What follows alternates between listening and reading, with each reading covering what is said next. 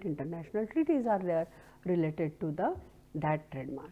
So, obviously Paris Convention is a main, which is like when we say modern IP system, that is like important 1883. Madrid system is one of the important system in trademark. We will just give we will see in one of the session, we will check out some details about that if possible, but if not, you can just go through Madrid protocol actually, which we follow for the that trademark that filing procedure, renewal procedure. Obviously, then the next TRIPS guidelines are there, or TRIPS agreement is there, trademark law treaty, which is like that is again the important.